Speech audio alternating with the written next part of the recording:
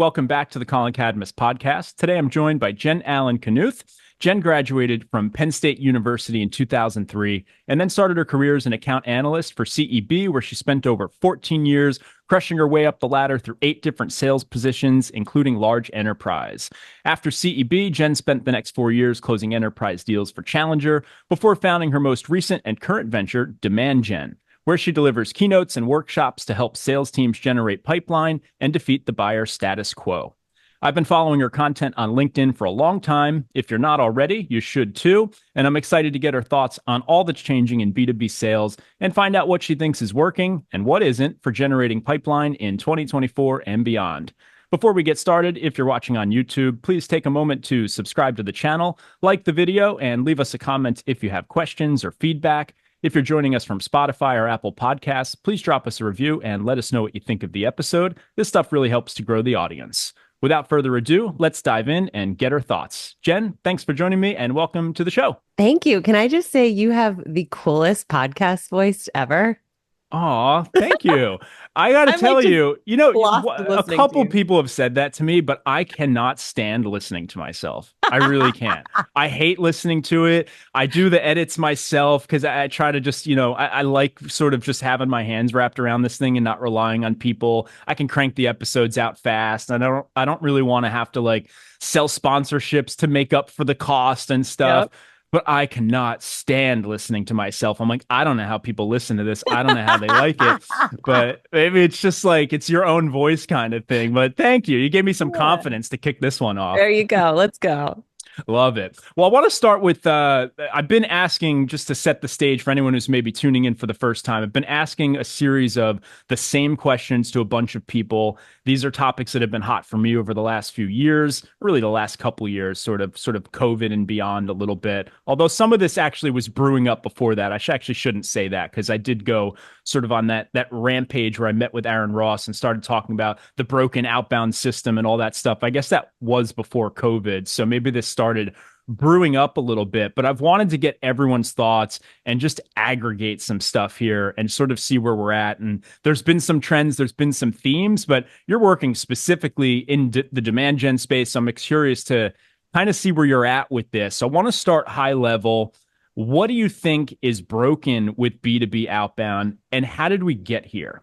Oh, what a heater of a question to start us off. It's a big foundation and you can go wherever you want with it. You don't have to necessarily dive into every detail, wherever your mind goes with that. Yeah. I think if you think about our profession of sales is a hard profession. Not hard in the sense, like my dad was a construction worker, and I think that is a really hard profession. Physically hard, but yeah. Mentally, I think people think sales is often just this wheeling and dealing, say the right words and magic happens type thing. And it's not. It's a really intellectual, really, really difficult thing to get someone to think differently about their business, to part ways with their money.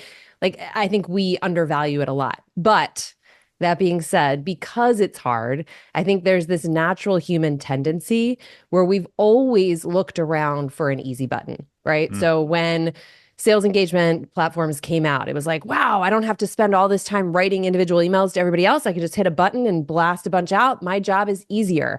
When we saw personalization at scale technology come out, it was like, wow, I don't have to take the time to go through and look at someone's individual profile. I can just hit a button and it scrapes it for me and blasts it out. Great, let's do it. Let's hit it. And so in many ways, I think if you look back to the beginning of sales, there's always been this desire to find an easier way to do a very hard job. And so in my opinion, when I look at cold emails, cold outreach, all of this outbound, I think because it's hard, we have really gotten suckered into finding easier paths to do it. And I think in many ways that's led to why we are where we are today. Because instead of thinking about what's best for our buyer, we're thinking about how do I make the job easier for ourselves. So I think that has tentacles in all of the problems of outbound, is just this desire to make the job easier. Love it. I'm just writing down what you just said right there. What's better for our buyer versus how do we make it easier for ourselves? I mean, that sums it up so perfectly.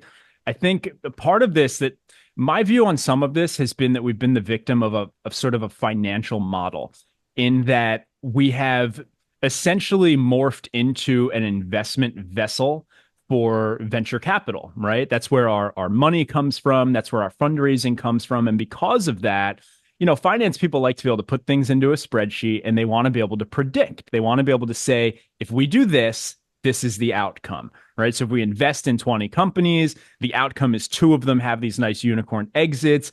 We don't really care about the other 18. We would love for them all to be great, but that doesn't really matter. What matters is what happens overall to this big group of companies. And that has led us down a road of doing all of the same things. We all just copy each other, because if this model works for 2 out of 20, well, that's good enough. And so that's a challenge, right? Because it doesn't allow us to actually think about what's going to work for each individual company. And that takes us into the next question, which is where I talk about growth at all costs. And so what I mean by that, for those who are just maybe tuning in and unsure, so growth at all costs is how I and many others describe really the VC model that we've been playing in, which has sort of been, okay, you've got some product market fit, you've got a few customers. We want to pour fuel on this fire. We want to grow at all costs. We want to get the top line revenue through the roof. Probably churn and whatnot will act like we care about it, but we really will like that. That's sort of in the back seat, kind of takes a back seat to the top line growth. And if we can keep hitting these sort of top line growth numbers, we can raise the valuation of the business. We can keep bringing in more capital. And usually that means founders and investors are selling some of their equity through that process. So they're getting rich. Meanwhile, this company maybe hasn't even achieved profitability or even a single unit economic that could potentially be profitable at some point. Now, I know why we do this. I know why we've done it historically. If the economy's good, if money's pumping in, interest rates are cheap, and there's just money flowing everywhere, then this can work, right? And it has worked. And you can build companies up really fast, and eventually they get acquired by some big entity. And then they can sort of start to refine all the metrics and make it profitable, or work that engine into their bigger system. And then maybe it becomes profitable, right? Maybe your startup is not so profitable when you have to pay for your own HR, your own finance, your own this, that, and the other. But if Salesforce buys you and just bulks it into their world, like maybe that works. But the reality we're living in today is that money is not so cheap, and businesses are all of a sudden looking at their bloated valuations, and someone gets stuck sort of holding that bag, right? And so my question here is, what do you think is happening with that sort of growth at all cost model, or GAC for short? A lot of people seem to think it's going away. I'm sort of in the camp of like, yeah, it is going away, but it's sort of based on the financial economic climate. And like, it may just get thrown right back in our face when interest rates are cheap and money's flowing again. And so is it really like the world is changing, or is it just that the scenario is changing? I want to get your thoughts on that. What do you think's happening to growth at all costs? What are you sort of seeing out there with your clients? Is it gone for good? Is it coming back? Or do you think it's sort of still there, and it's like some companies are going that route, other companies are going this more efficient route? What are you seeing out there? I honestly think people are foaming at the mouth waiting for it to come back. But I think, as with anything in sales, anything, like find any trend, I think most things in sales, it's a pendulum swing, right? An environmental circumstance, a financial circumstance, an economical circumstance may change something. But the moment that gets back to normal, or if we can even call it normal, we run to what we know. Like, one of the things I talk a lot about with teams is this idea of status quo. And I'm specifically talking about it in terms of how do you get your buyer to rethink the way that they've always solved a problem. But I think status quo is also totally prevalent in the way that sales leaders lead organizations. If you think about it, right? Where am I going to feel more confident and more comfortable? Doing the thing that worked for my last 3 companies, or trying something new because my hand is forced to? And in so many ways, I think it's very easy for the front line of the sales organization to take the fall, because it's like, oh, you guys are sending terrible emails and you're running terrible calls. And we rarely look up 6 levels to say, but who is making those calls? Who is setting those strategies? And so I think growth at all costs, you hit on this, is so comfortable because in many ways it's a formula. And if I, as a leader, can follow a formula I have a much greater level of confidence that what I'm prescribing will work.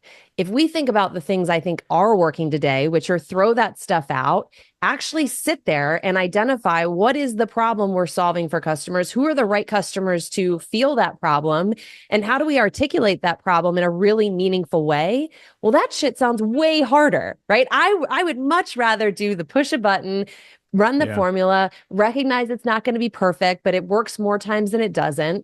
And so to answer your question, I think will pendulum swing back the second the economy gets back because it's a comfort zone for most leaders. Can I fault them for it? No, I've never been a sales leader, so I can't speak to what that might be like to be there. Do I think it's the right answer for buyers? No. I don't think that buyers want an experience where they're thought of as a target, as an opportunity. I think buyers want to feel like there is a true desire to help their business, to grow their business once they come on board. And I think in many ways, growth at all costs flies directly in the face of that. I love it. You said something there that they're foaming at the mouth for it to come back. And it's so well said. I haven't heard someone actually put it in those words, but I think that's very true.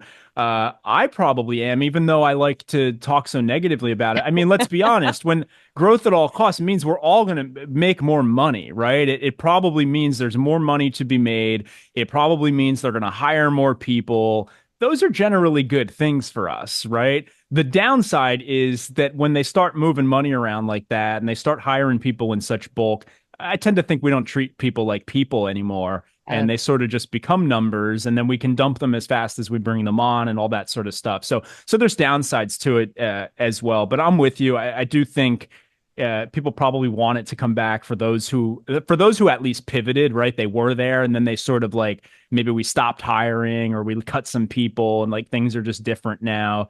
Yeah, I think people would like to see that come back. And also it's probably a good sign if it does, because it means that the industry is hot, right? And I think if we look back through just history in this country and other countries, in successful countries financially, they seem to be very strategic about where they put their money, right? This stuff doesn't happen by accident. I don't know who makes these decisions, but someone said at some point in time, someone who has a lot of power made some decisions to say, we want to put a lot of money into this software space. We want this to become a thing that America's really good at. You know, in the same way that somewhere along the line, we'd made a decision to say, we don't really want to get into manufacturing anymore. Let's move that over to China. Let's work on technology and finance here. Like, these decisions are clearly made somewhere, right? Someone's making these negotiations. Probably the president's doing their negotiations and whatnot. Like, all right, we'll give you manufacturing, but we're going to take the tech jobs and you're going to give us money to do it. You're going to loan us the money, right? There's probably all sorts of stuff that goes on like that. So, you know, I think that that's part of it, but I'm with you. I think we want to see money flow back into the space. And if I had to guess, I think what we're seeing right now is a big pause. We're seeing a pump of the brakes because AI is being introduced. And like anything, if you're going to throw in like some brand new magical sauce that everyone gets to now figure out how to play with, you probably want to slow the flow of money while you do that so they could figure it out and not waste so much, right? I think we're going to see the same thing happen in the electric car space. Right now, they're working off of these, you know, these batteries that are not super sustainable and all this. And my guess is DARPA or one of these gov agencies with Elon, they already figured out the answer. They got some new batteries that are going to come out, some new tech, right? Maybe that Tesla invented many years ago. And when that comes out, you know, probably cars sales are going to slow and there's going to be car fires and all sorts of stuff. And it's like, figure it out. Then we'll probably have all sorts of tax credits and money getting pumped in to sort of advance that. So I think it's sort of the same thing that's happening with SaaS as we transition into AI, because it's just stirring everything up a little bit. So I want to get your thoughts on that. With AI coming into sales now, we can go in a million directions with this, but let's try to think about outbound sales specifically, like the AI SDR concept. You know, do you see salespeople being replaced by AI? Where do you think that's going in the next, let's say, 5 to 10 years? I mean, let's be honest, who the hell knows with the rate of acceleration? But what I find interesting is in sales organizations, we spend a lot of time thinking and talking about getting more access to customers. Yet we are the first to throw our hands up and say, let's actually decrease our live access to customers and outsource it to AI, which in my mind, and granted, like I'm a tech stalwart, like I am by no means AI savvy or any of that. It just logically makes no sense to me. The thing that makes a ton of sense to me, and I'm sure I'm missing something, so beat this up, is out of everybody in the equation, the people who like spending time with salespeople the least are buyers, right? Like we as salespeople love spending time with customers. In my opinion, I think it's wild that we have yet to see, or I've yet to become aware of, something that allows buyers to put the job of buying into AI, meaning you wouldn't want to do the whole thing, but I actually, as a buyer, I want to see where my money is going. I want to know the human behind the purchase that I'm making. So I am, as a buyer, uninterested in engaging with some sort of like async AI. I actually want to see, how does this sales rep stack up against this sales rep when given the same question prompt, right? Like, how does this person engage or help me rethink my question? So if of anybody, I think that makes sense to use AI in a buying, selling environment, it's the buyer. Here's what the objective for the business is. Here's where we see the problem. Here's what we're looking for. Now we're going to put that out, and our AI buying agent is going to interact with all these sales reps. It's going to be recorded. And then we're going to get an objective assessment from that AI buying agent that says, here's what the sales rep A did that the sales rep B didn't do. Here's an idea that C did that D didn't do. And then I think you actually can have what is much more of an objective buying experience. And the buyer doesn't have to sit through 18 hours of calls with sales reps who may or may not be effective at their job, which is why I think we see so many of these studies and stats around 70% of buyers don't want to engage with a sales rep. No, 100% of buyers don't want to engage with a terrible sales rep because it's a giant waste of time. So if we can find smart ways to minimize that, then I think that's actually, again, in service of the buyer's interest instead of in service of our own interests, which is how do we make the job of selling easier? Get me off this high horse because I am all the way on it right now. No, that's actually an interesting take. So I have heard people bring up the AI buying tool. The first person I heard it from was Yuri, who actually is the CEO of AI SDR. And I had him on a few episodes ago, and he was actually got me thinking. He's like, I actually think there'll be a buying tool because we're all just thinking about how do we help salespeople. But he sort of said the same thing, like no one wants to talk to salespeople. So the natural gravity is going to be like to build a tool that helps them just find the right product. I tend to think that's probably just going to be ChatGPT. I think it's already happening. I think when you need something now, you go there and you start asking it questions. I do it about my supplements and my healthcare and everything, right? And I think what you said, though, is really interesting about aggregating answers from different reps. This ties into an idea I had a while back of creating some sort of a deal room. And I wanted it to be sort of like a marketplace. I guess I'm throwing this out there. Anyone wants to start it, go start it because I'm not going to do it. But someone should do this. But the idea was that you would take salespeople and decentralize them from the companies. And, I can see this idea working. I just have no idea how to get there. Like making this happen would be insane. But the idea was sort of like a Fiverr type marketplace of salespeople. And instead of the salespeople working for the companies, they would work for a category and they're like a freelancer. And so I'm a CRM salesperson. And so I'm an expert on HubSpot, on Pipedrive, on Salesforce, on Zoho. And if you're looking to buy a CRM, like you want to talk to me because I can sell you all of them. And my thought was like the way the platform would be set up is that companies opt in to turn on like a financial incentive, like a commission. And so they opt in, they turn on this commission, and it would have to be set up in a way where the commission's the same no matter what they sell. So there's no bias. So I just want to get you hooked up on a CRM. I'm going to get paid the exact same amount, whether you go Pipedrive, HubSpot, Salesforce, whatever, because I'm not affiliated with them. I'm affiliated with this platform. And I sort of thought that could be a new wave of like go to market of decentralizing the salespeople from the actual companies, because I was trying to think about the buyer where you were at, which is like people don't want to talk to biased salespeople, but perhaps they would love talking to us if we didn't work for the company, if we were neutral, right? We could just sell you a suite of services. We're partnered with all of them. And, they used to have these types of guys back in the day. People knew before the internet was big, like you knew your person, like you had an industry person who could hook you up with all these different things. And so that's interesting to hear you say. I could kind of see something like that come into light. But I do think there's going to be another component of this, which is SEO for ChatGPT. How do you get ChatGPT to know about your product? When someone's looking for a keynote speaker, how do you get them to know about DemandJen? And I'm surprised we're not already seeing people talking about this, but I think there's probably going to be a whole world of like, how do you get your information into ChatGPT? And it's probably like you got to keep talking to it about it or something, right? Or publish a lot of stuff to the internet. So actually, probably a lot of the old SEO stuff still works, putting blogs out, lots of articles and technical stuff about your product. But I do notice that like if you ask it technical questions like how do I do X, Y, and Z inside of Zoom, it's very good at finding the answers. Yeah. But if you ask it those questions about like a newer SaaS that doesn't publish all these help articles, it doesn't know. And so like that's a good takeaway for startups. Like you got to publish everything. Yeah. And I think I certainly could see a future where if you're selling a highly transactional product, like I hate to say this, but I don't know that there is a ton of a need for a salesperson in a world that looks like what you described. Where I come from, probably not. In enterprise, right? I do think because of the order of magnitude of the change, the disruption to the business, just the financial cost of solutions, I think we're a ways off from replacing an enterprise sales rep. And I do think that people want to speak to sales reps who are insightful and knowledgeable about the entire problem space, not just the product. Yeah. And so in many ways, like as much as I am and I hate saying this because people will come for me, I'm very anti AI in sales right now, just based on a lot of what I see. I'm not completely anti, but a lot of the use cases I see, I'm just very uninspired by.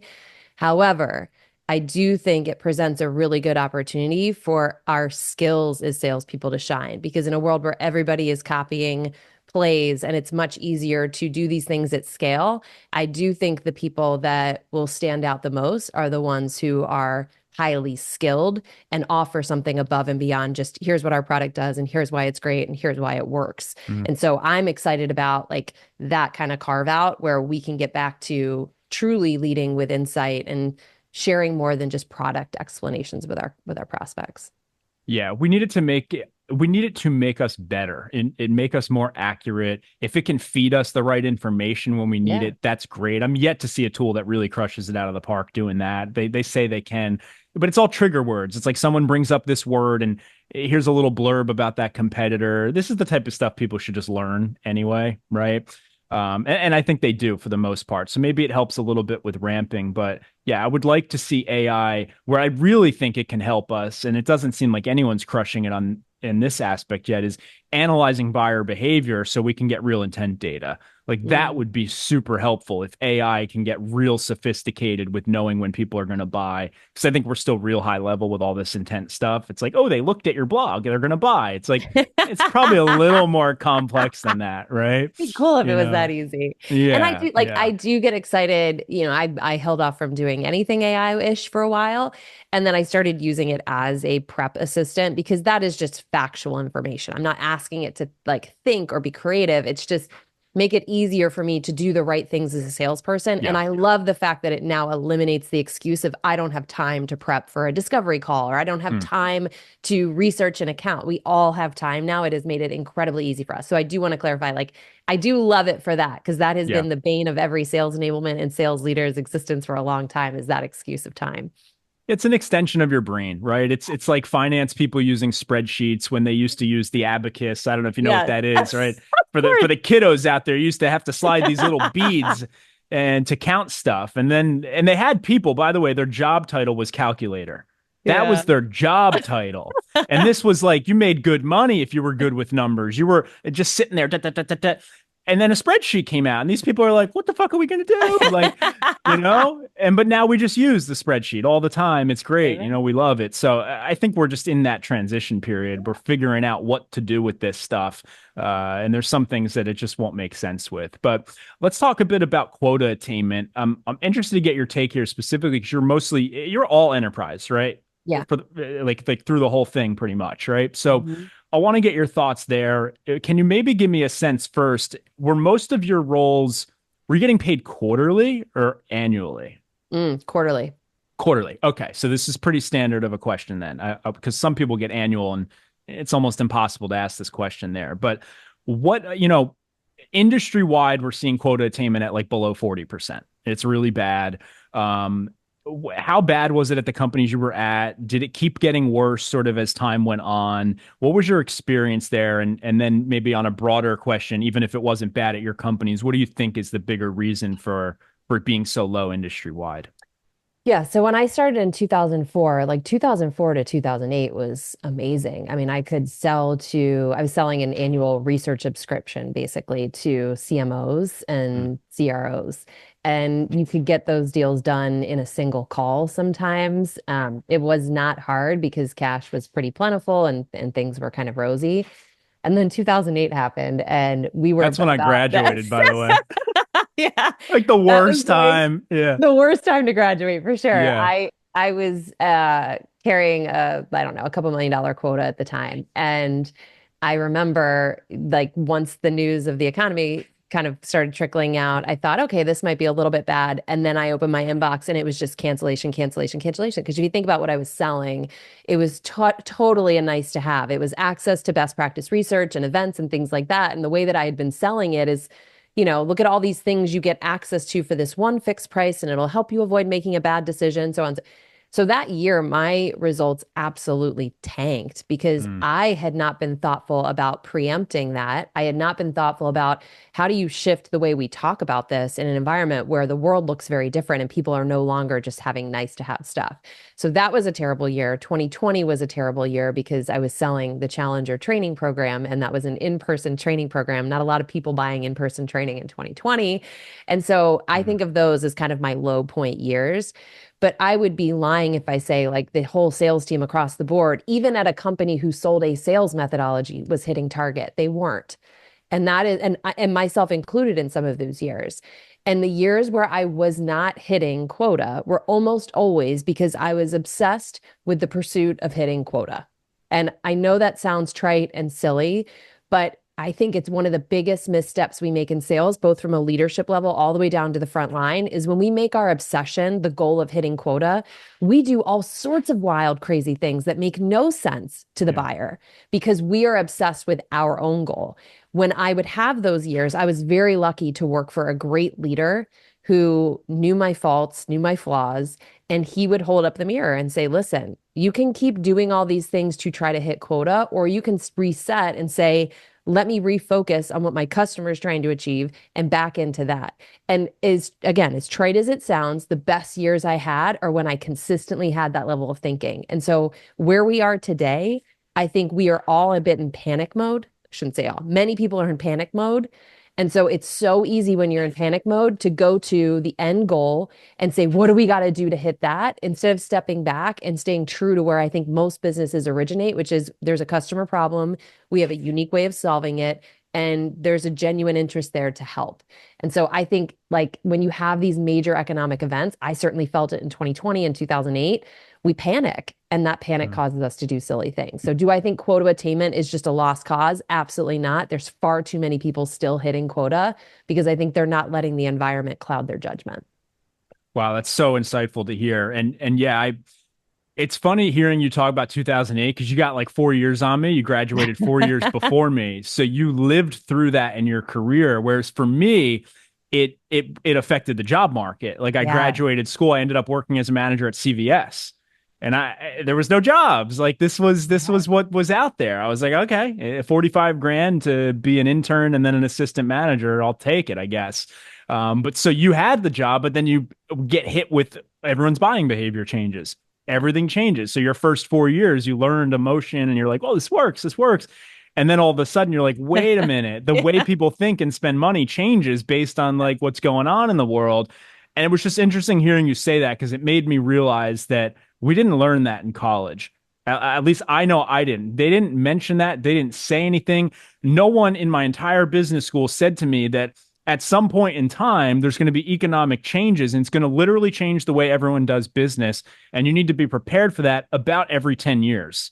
Right. Yeah. And that's exactly like what you said.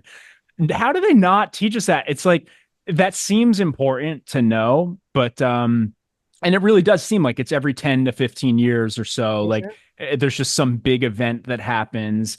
It goes back to me thinking like there's some people making these decisions. Like every 10 years, they see us making too much money. They're like, yeah, pull Bring it that down. rug out. You're gonna get back down there. Y2K. You're Tell 'em eating the too much computers are on steak. Go back reset. to McDonald's. Yeah. Get back to work, right? What are you thinking? Early retirement? Not a chance. There's some secrets going on out there. I don't know. I like to I think love your it. It's just conspiracy theories. it's. Oh, I'm so pumped up on it now. How could you not be with I all know that's you're going making on, right? I have a little fun with compelling it, case.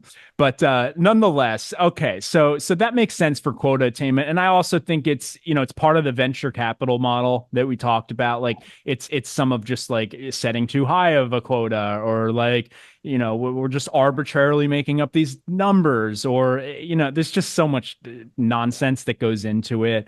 One of the things I learned at CVS that I realized very quickly does not translate into SaaS is the way that CVS runs, which is basically like every business on planet Earth, except for these big venture, funds and whatnot, is they look at the performance they had last year and they say, how much can we improve this year? And they account for inflation, for price increases, and for just trying to get better. And that's how they forecast the next year.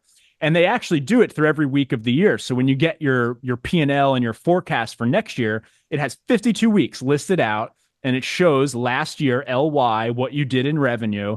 And so you're like, okay, this week is week 60 or whatever, or sorry, 60, 6 or 16 or whatever. Here's what we did last year. We're looking for a 40% increase or 20% increase, and some of that's just because prices go up, whatever. But it was cool to like have this method of just looking back at what we did, knowing what was possible, and then seeing what we can do now. Whereas in SaaS, that's not what we do. We don't look at what we did last year. We look at what the unicorns did, and we say that's what we have to do.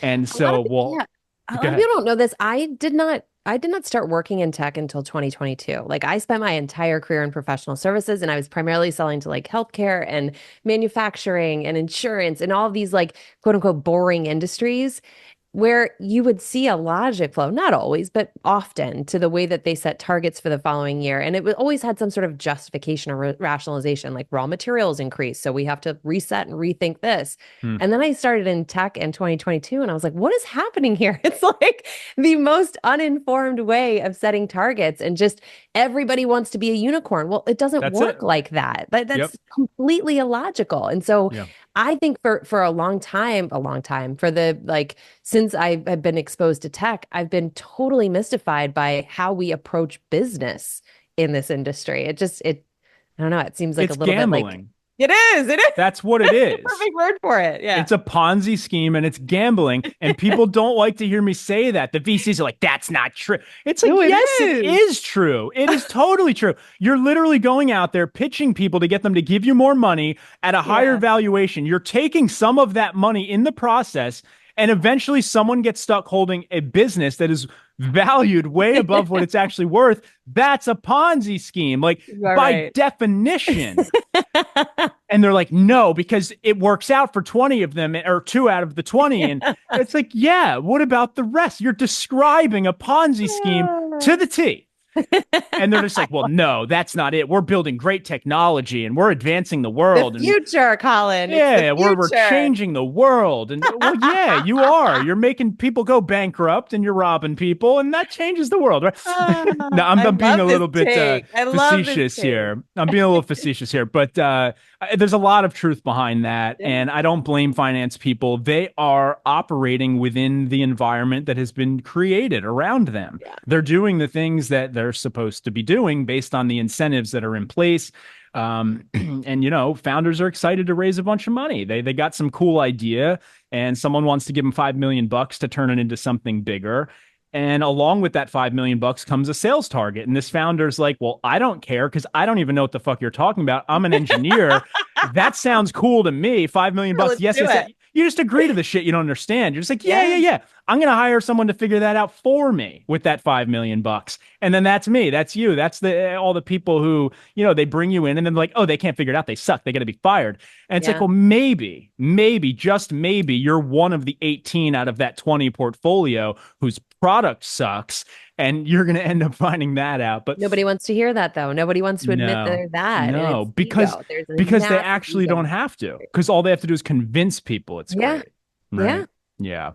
All right, I want to dive into this next one, which is a custom question based on, based on DemandJen. Basically, I read through your website, a lot of what you're focusing on, it sounds like is a shift away from quantity towards quality. So I think I know your answer here. The high level question is, should reps focus on quality over quantity for outbound?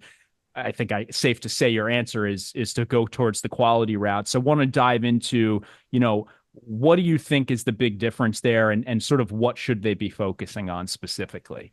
Yeah. And let me preface this with, again, most of my work is with companies that sell into mid-market or enterprise. I've never sold SMB. I'm not going to tell anyone who sells SMB how to sell it. I think quality or quantity probably is a necessary evil in SMB. So let me just that's preface a good my answer with that, yes. Right? I think there have been times out of desperation that I have tried the quantity route and said, let me build a massive list and let me build it with all of the companies who have the highest revenue and the sexiest logos, and they're going to be my white whales and I'm going to win them. And it has never, ever worked for me. Does that mean it can never work for anybody? No. But would I ever put $1 into that strategy? I wouldn't. Because at the end of the day, the thing that makes someone buy is not their revenue size, their FTE count, their logo, anything like that. It's because they have a problem they believe is no longer tolerable enough to solve. But if we are just blasting out into the ether, here's what we do, here's why it's great, here's the problem we solved. Do you have that problem? Do you want to talk on Thursday? The thing I think we're neglecting is we are then saying, buyer, you decide if you have this problem or not. And we don't my personal opinion is we don't convince buyers to buy anything. Buyers convince themselves to change and buyers convince themselves to buy, but they make that decision based on the information that they receive, both from sales reps, from their own research, from Slack groups, from communities, from whatever. And so in my opinion, it is really hard to approach enterprise and mid-market with quantity because it requires such a thoughtful message to get someone to reconsider what they've always done to solve a problem.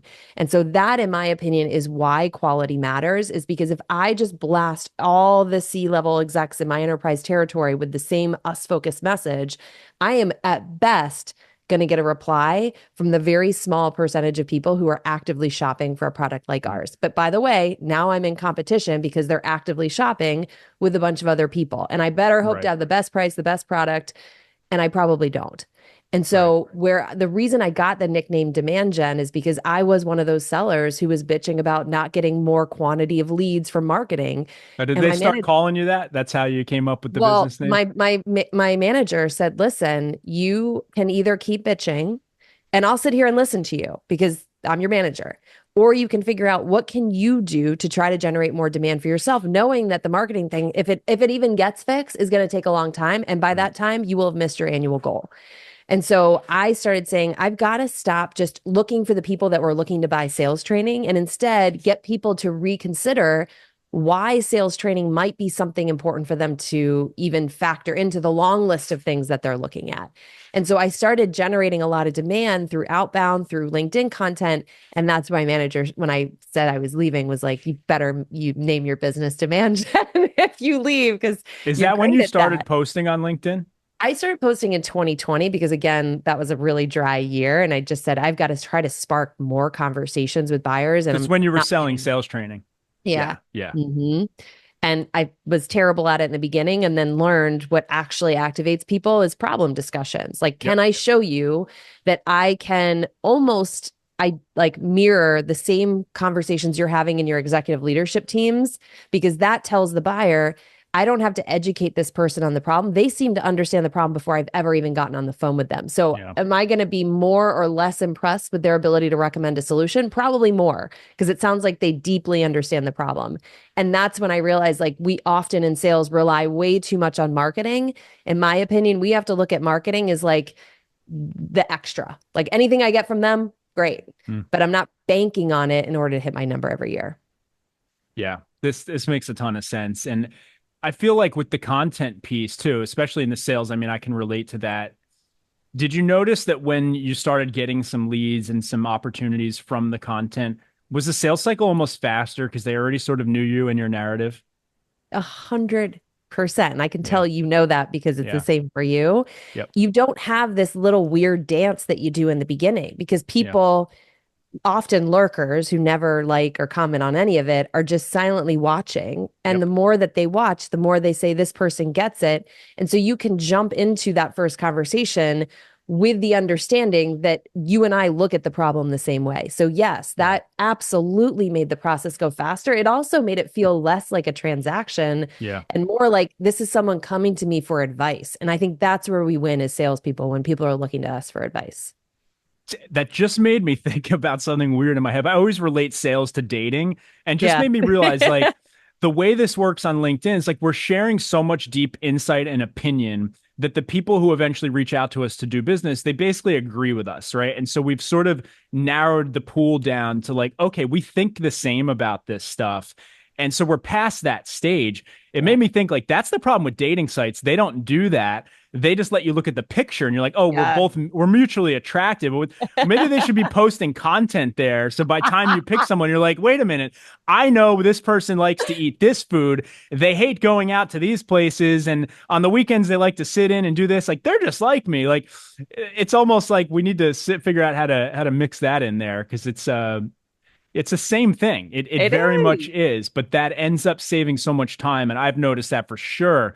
I mean, I launched my business after I was posting content on LinkedIn. It's basically the reason I did, because it was just coming to me. People would try to hire me. And then I'm like, well, you don't need a full-time person. Would you want a consultant? And then I'm like, well, maybe I should just do this. Like we're remote anyway for COVID. And so that's how I sort of ended up doing that. But yeah, it was like the sales it just happened because they already knew my stance, my position on certain things. They already had a sense of could I solve certain problems because they see me talking about it every day. Right. Yeah. And that's, I So, think everyone's like hot and bothered about founder-led content. I don't know why it's suddenly acting like we love to make things sound like they're new when they're totally not. But I think yeah. that's why, right? If I can look at a person and deeply understand the fire that they have for this problem, the different way of thinking that they have for this problem, of course I'm going to gravitate to them over someone else over here who might just be like churning out a bunch of ads where I'm like, yeah, I see you a lot, but I don't know what you stand for. I don't know what Yeah. you believe. And so I think it's crazy this day and age to have a business, especially a small, like, one that you're starting and not be present and not be vocal about what you believe. It's just too cheap not to do it. Yeah. And be That's, authentic, right? yes. That's what I think. I keep using Yuri as an example because he's doing that. He's a new CEO, or I guess he's founded other companies before, but sort of new to the sales space. Like people are just seeing his face Yeah. now. But he talks about the problems. He talks about the downsides. He's vulnerable. He's not afraid to just talk through it. And then you got other CEOs that just want to constantly brag about their success stories, how much money they've made. You see that all over Twitter and stuff. They're like, here's how you're going to become a millionaire in 5 months. Like, and it's like, come on, really? Like that stuff just doesn't land very But it well. goes back to the easy button thing. People eat that up, which That's is true. why so many people do it. Is we want to hear I can become a millionaire overnight, even though it's Yeah. completely nonsensical. And I hate that's Yeah. my least Yeah. favorite content. Oh, I mean, go follow Cody Sanchez or Alex Hormozy. They'll tell you to go buy a laundromat and you'll be a millionaire. She's got a video I just saw yesterday. She's telling people to buy ice vending machines. Like, what are you talking about? Ice? Come on. Like, they can't believe this, right? And I get it. Like, maybe they prove some of this stuff out, but it's like probably the 5 million followers you have on Instagram and that one post you made about your little ice machine might have had something to do with the Just maybe. success. Just A maybe. little bit, right? Yeah. Yeah, just a little bit. But okay, so let's talk tactics. With Outbound today, do you have any specific sort of hot new tactics or things that you're saying like we absolutely should be doing, or any that you say like stop doing that? Well, there's plenty we should stop doing, but I think that's over talked about. The one I think I'm most passionate about, because this is something I used as an AE, I still use it today, is writing a piece of cold outreach where you do not talk about yourself. Hmm. Like I think we are very quickly, if we're not there already.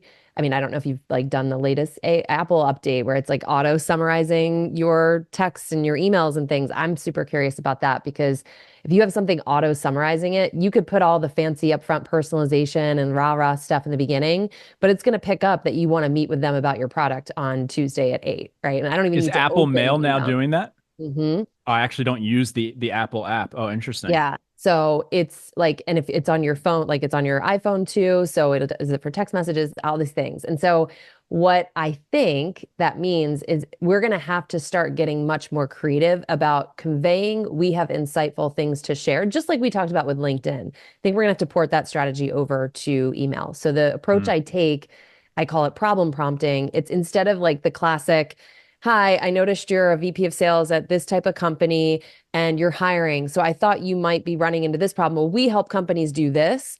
I think we have to have a little bit of faith that a buyer can read an auto signature. If it says Jen at DemandJen and they don't know what DemandJen is, they can type DemandJen in their web browser or ChatGPT and say, what is this company? Like, we don't have to be pitching in the inbox. What we should be doing is conveying what we know that they may not about the problem because of some environmental change, and then shine the spotlight on another company we've helped, not to do the typical social proof thing of like, and Acme started using us and saw 100%, ROI on the investment, because that's, again, just a sales pitch.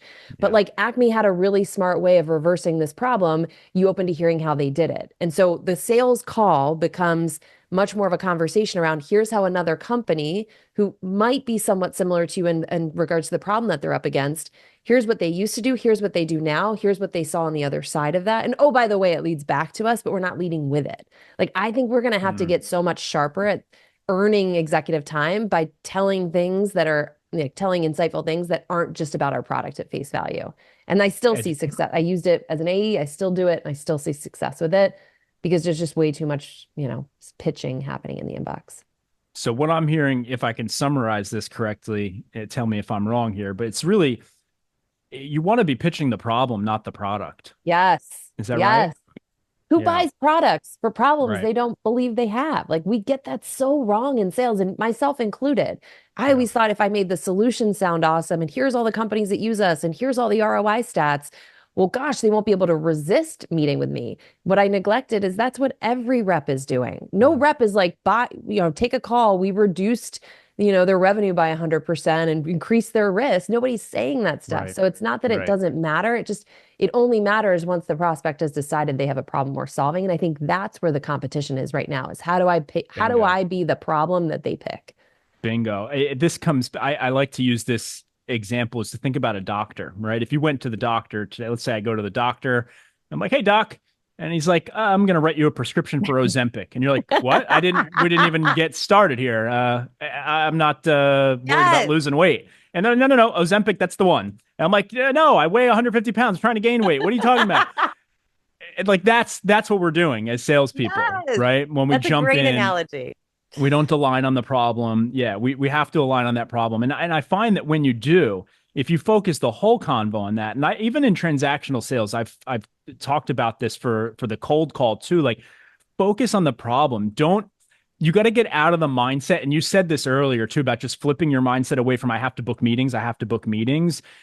I like to teach people, like, completely get that out of your head. Your mindset needs to be, I need to find someone who agrees with me that they have this problem. Once I do that, like, the meeting part just becomes organic, but that's the conversation you want to have. Right. And so, yeah, that if you can, this has been this profession of convincing. Like, nobody on this earth likes to be convinced, yet we follow that playbook of, let me convince you need this solution, when we ourselves, the analogy I use all the time is like going to a shopping mall and those people that work at the mall kiosk. Like, the last thing on earth you want to do is make eye contact with them, because the cologne and the cell phone people. Rosetta Stone, no shade against them, but like, I'm not there to buy that. And so you're a distraction. It's uncomfortable. Now I have to say no. And like, these same things poured over into the inbox or into sales calls. It's like, stop trying to tell everybody they need what we have to offer. Start sharing a point of view on a problem. And the people, to your point, who feel that problem will be attracted to that. Yeah. But you got to have faith in that part. But that goes into a much bigger discussion around, like, what are companies doing to enable sellers to not fall into that trap? Because if you look at marketing collateral and pitch decks and email scripts and all these things, it's the companies that are teaching reps to do it. And if I'm a new sales rep, of course I'm going to believe my company's doing right by me. I don't know better. Yeah. Yeah. It's the same thing with health, right? Like, you see people talk about their health problems And then you notice when someone's like, wait, I have that too. Like what Yeah. works for you? And all of a sudden they're hyper engaged, right? Yes. Because the problem resonates. All of a sudden they're like, yes, that's the same thing. You just reminded me of it. I'm easily sold, by the way, when you talk about mall kiosks. You just reminded That's me of my when husband. I was in sales training. I remember this because I remember coming back to week 2 of sales training being like, I got sold so hard this weekend. It was awful, and I'm never gonna let it happen again. I was in the mall walking down, and the guy stops me and he's like, your shoes are a mess. And he's got shoe cleaner. And he Yeah. cleans up my shoes. And I'm sitting there thinking, oh, I'm getting my shoes cleaned for free. I'm never gonna buy this stuff. But he did the smartest thing in the world. He stopped after one shoe. And he's like, Oh, look how good that shoe looks. And then he pulls out the kit, $50 for this nonsense bleach water with a sponge. And I ended up buying it. And, I never used it. I cleaned my other okay. shoe. And That yeah, is a yeah. good, I actually think that is so slick because that is like status quo breaking, right? Your left shoe is status quo, your right Yeah. shoe is future state. And it's like, look at the current But I will say ugly it's a little state. bit of a scam too, because he actually created a problem for me. Now my shoes don't match, and that's your fault. Yeah, that's Right. true. So It is a little so it scammy, was a little scammy. Yeah, yeah. But it was that is slick. true. And I let him do it. So it's on me, like so We're yeah. very It's similar. I would have too. I totally would yeah. have. I was so easily sold. And I walked away, and then I'm like, wait a minute. I could have definitely just done that with bleach and water and a sponge that didn't cost $50. I'm like, But you didn't. but I didn't. Yep, exactly. Exactly. Okay, I want to ask you here. I've been mixing this in the last couple episodes. What are your favorite tools in the stack right now? Are there anything new that you're like, I got to have this, people should be using it? I hear people talking about, there's a lot of new stuff floating around the last couple of years. You got Clay is a big one, Copy AI, these different tools. What are the must-haves for you? Anything new and recent that's an exciting must-have? Yeah. So for me personally, the two tools I would fight to the death for as a one person business are Canva and LinkedIn. Like, Hmm. give me those two tools and I could run my business off of those and those alone. I'm not a tool heavy And person. Google Suite. Yeah, that's Yeah, right. I yeah, probably need yeah. to have something That's the to. first. You can start a business with that. Yeah, We just assume it's like, of yeah, course. yeah. So those three, I think, are the necessary. And I do think Canva, I think to me is way more meaningful because I'm starting to really appreciate the importance of visual Hmm. communication. And often we can say things far more eloquently with a photo, with a picture, with an image than we can Yeah. do in a presentation style with like written slides. So I'm really like, this is my new thing is thinking about visual communication. Was that Um, you who just wrote about how salespeople need to be learning to yeah. get that was you who just wrote that, right? Yes. Yeah. And I totally believe it, right? If you are not in the room where decisions are being made, are people going to read a 50-page proposal? Are they going to Yeah. read a 50-page slide? No.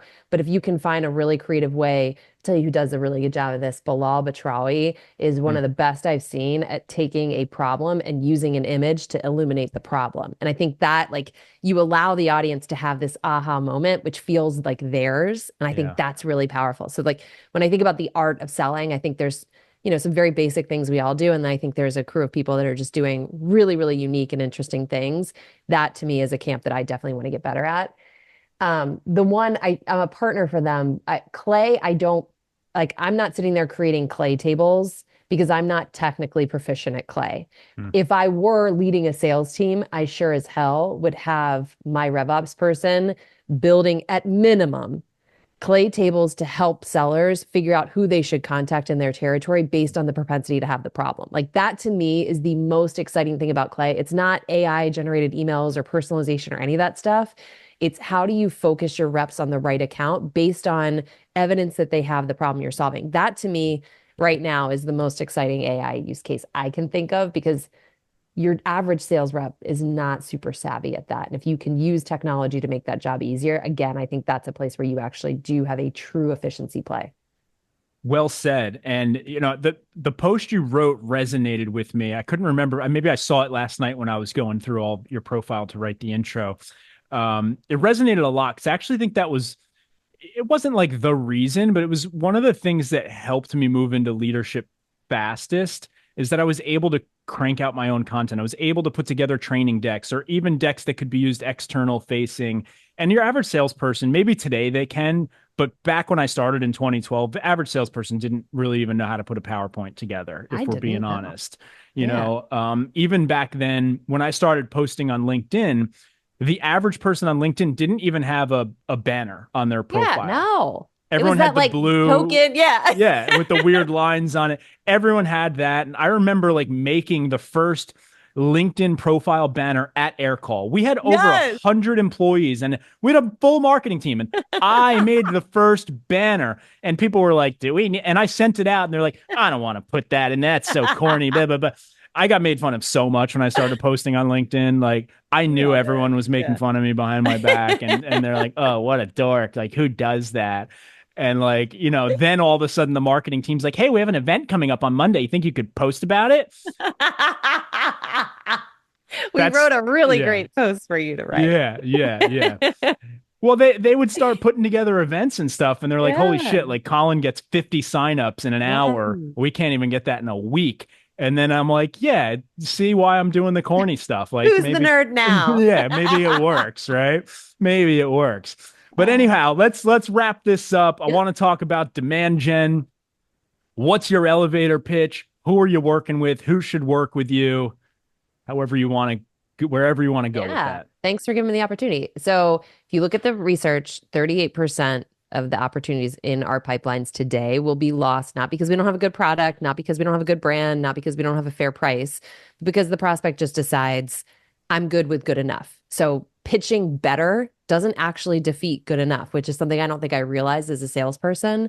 And so in many ways, I think we fight the battle against status quo by trying to objection handle it, when my opinion is we should be trying to preempt it by thinking differently about the messages we're using to get their attention in the first place, to book a meeting, to run through discovery, to get the buying group aligned. So in many ways, what I teach and train sellers now is a byproduct of all the things I got really wrong selling into enterprise as a salesperson, and just learning those things over about 18 years, learning from some great organizations like Challenger, like CEB, and helping sellers get really tactical around how you run these jobs to be done. So I love it. I never thought I'd be in the career of sales training. I always thought that was kind of like a loser job, but I really enjoy seeing the light bulb moments of those sellers who want to get better and want to learn. So that's how I spend my time. And it's DemandJen.com, right? That's right. The greatest name. And you got the .com too. Was it, did you have to pay a premium for that or no? No, it was so cheap. I couldn't believe it. I got really lucky. That's cool. Yeah, that's awesome. That's why I hated my unique name as a kid, but when we got into usernames and websites, I'm like, oh, this is great. I paid $1.99 for mine. Yeah. I even have the misspelling of it too. I got it with one L as well. Smart. Yeah. Good stuff, Jen. Thank you so much for joining me. Thank you. I tried to find you on Twitter. I know obviously everyone should follow you on LinkedIn. You're not on Twitter, right? Or X. I'm on Twitter, but I'm secret on Twitter. Okay, so it's personal. Got it. Got it. Okay, cool. Well, check out DemandJen.com and follow Jen on LinkedIn. And thank you so much for joining me. Thank you for having me.